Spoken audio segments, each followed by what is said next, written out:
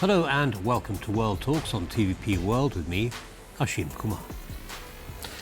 The US under President Trump recently made headlines with a controversial move towards Greenland, raising questions about sovereignty, NATO unity and European confidence.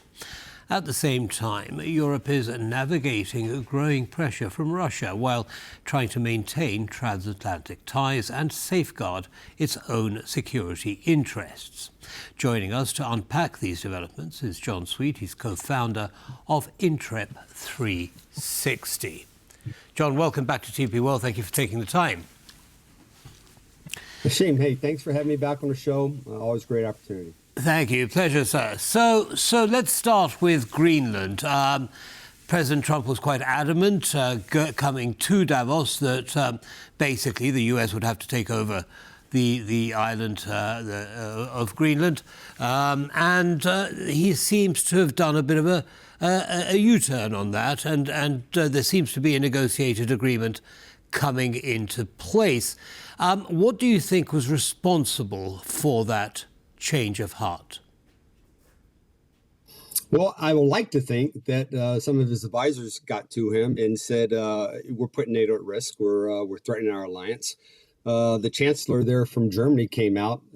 Merz came out a couple of days prior and said the same thing to his European counterparts. It's like, let's not make this about Greenland. This is very much still about Russia, and we need to stay together. So I think those two factors help bring if you will, the issue to a head. Now, look, I don't think the United States walked away from Greenland with anything that they didn't already have from a 1951 treaty that they had of Greenland, and then an amendment to that treaty in 2004. So at the end of the day, it was mostly a wash with a lot of drama associated with it. Right. Now, this drama, it seems to have brought European countries together in a way that they haven't been for a long, long time. Could that be seen as a positive outcome? And was that part of the reason that President Trump backed away from his maximalist demand? I think to some degree there was some play there. It's if you look at the national defense strategy that just came out, in which the United States is trying to, if you will, shift burden. Okay, that part of this is getting the NATO alliance to understand that Greenland, yes, is a territory owned by a NATO member in such Denmark, which also is a strategically located piece of terrain that affords, if you will, national security both to North America, but also provide national security type of, if you will, aspects to Europe. So I think at the end of the day, we achieved common ground in that, in that I think NATO recognizes that they need to play more of a role in the defense of Greenland. Yes, now that's another issue that has been discussed quite widely, and that is that, President Trump from the start has said that the US is tired of carrying the majority of the burden of NATO and has asked other countries to step up, and they are. Poland, for example, contributes more than 5% of GDP to its NATO obligations. Again, is this something that signals a preference by the United States for European countries, perhaps under the NATO umbrella, to take more responsibility for its security? I certainly believe that that's a big piece of it. I believe that the Trump administration believes over the past, at least during his administration, 46 and now 47, and during the Biden years, that the United States is probably playing too much of a lead, taking on too much of the burden, at least financially, not necessarily from a leadership position, even though the United States does have the Supreme Allied Commander and 85,000 plus soldiers and sailors that are physically stationed in Europe. But at the end of the day, he wants Europe to play a more active role, to take more leads in more areas. So I think we've seen that the United States has pulled back on funding particularly with the Baltic state security. They pulled back on funding in other areas too, trying to encourage Europe to step up and play a more active role in the area. Now, not withdrawing from NATO at all, but what they want is more burden sharing, whereas the shift, if you will, in cost is being shared more equally than it has been in the past. And to a degree, he's correct.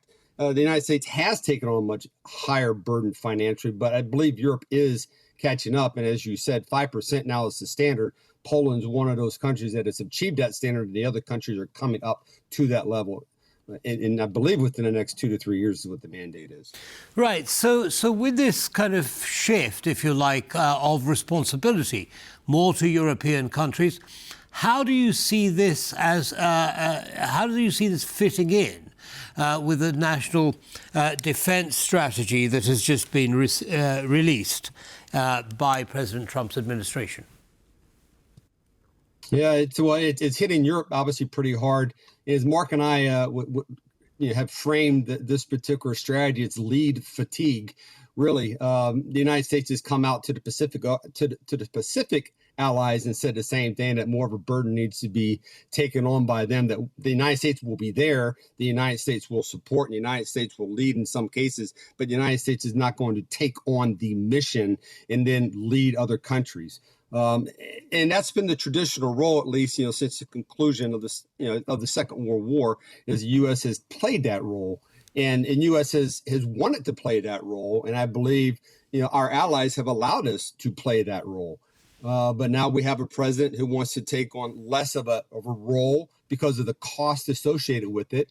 And if you look at the national security strategy itself, he is right now, priority one for him is the Western Hemisphere. Then the remaining 4 hemispheres are other priorities that they will address as they become hotspots. And we see clearly Iran being a hotspot in the Middle East. We saw Venezuela as a hotspot now, less so Greenland, but we are seeing the Northern Passage being a hotspot primarily because Russia is a threat to the United States in the Northern Passage, but not necessarily an immediate threat to the United States in Europe, even though we belong to the same alliance, NATO, which makes it very difficult, for folks like me to explain. Right, yes. So a dual strategy or dual approach to the Russian threat. Now, Prime Minister Mark Carney of Canada said the old world order is not coming back and urged fellow middle powers like South Korea, Canada and Australia to come together. Do you see a systemic shift in the world order as a result of statements like this? I don't see a systemic shift, but I do see cause for alarm, particularly amongst countries who have benefited from alliances, whether bilateral or multilateral alliances from the United States, who now are looking at the question that President Trump stated in the Donbass is the United States would be there for NATO, but I'm not so sure NATO will be there for the United States. That type of rhetoric, I think, is what scares allies, is that will the United States be present when we need them? We will. I will. But I think a lot of that is just the Trump method of stirring the pot to get the worst possible scenario case out there to get people to react. And he's been successful in getting NATO to coalesce around themselves to take on more leadership. And I think you're going to start seeing that in the Asia Pacific region too. Right. Now, how do you think Russia is going to respond to this, what may be perceived as a withdrawal by the United States from responsibilities in Europe?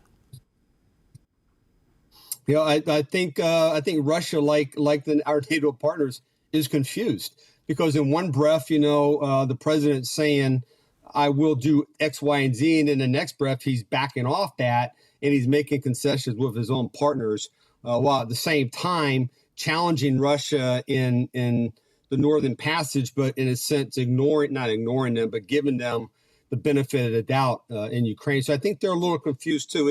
It's a little bit of uncertainty, and that uncertainty sometimes makes your adversary think, what will he do? And I know right now there's a lot of uncertainty in Iran, and they're not sure what's going to happen either. So I think it plays to his favor, but it's certainly a technique that is very hard for people to understand, and it hurts a lot of feelings, both on the bad guy side and the ally side too. Yes, quite. I mean, there is uncertainty in the minds of the Allies as well, which perhaps is less constructive. Now, Yes. they see China as the greater threat to the United States. China, of course, has said we are no threat at all, and according to the new defence strategy, that threat, the Chinese threat, is going to be countered by a position, or attaining a position of strength and deterrence against any Chinese attack, whether it's hybrid warfare, cyber attack, or anything else. Sure. What do you make of that approach? Yeah, that's an interesting approach, because while they're stating that as an objective, they're reaching out to allies to come on board to do alliances with the United States, to make commitments, to exercise, to train our forces, to be there. They're asking allies to partner with the United States against China. But yet the allies look at what's going on in Europe and look at what's going on in NATO, and they have to be asking themselves, could that happen to me? What if China decided that they wanted to, do a broker with the United States on some of the Taiwan, if they invaded Taiwan and got all the microchips? I mean, we're in a transactional type of it now, and I think that spooks a lot of people, because the transactions seem to be more important, if you will, than national security itself, and what we, align ourselves with, democracy and freedom. So we're at a point, and we'll go back to the comment you made earlier, we're at a point where people see a shift in the dynamic of alliances now, and they're concerned. And we, the United States, need to do more in order to reassure our partners. And I think what we're seeing, at least now, in an agreement with President Zelensky and President Trump, coming out of Switzerland, was that we were going to provide more security guarantees for Ukraine. And we're also looking at other options. So I think we're trying to present that front, that no, we are a reliable partner and we're going to stick with you. Yes, well, we're looking forward to the outcome of the peace talks that have just finished in Abu Dhabi, excuse me, the trilateral peace talks, and we hope for the best outcome. We'd love to have you back, Jon. Thank you so much for sharing your analysis with our audience. Have a good day. It's always great to be on the show. Thank you very much. Thank you, Jon. Bye-bye now. And that brings us to the end of this episode of World Talks. Don't go away. Lots more coming up. Goodbye.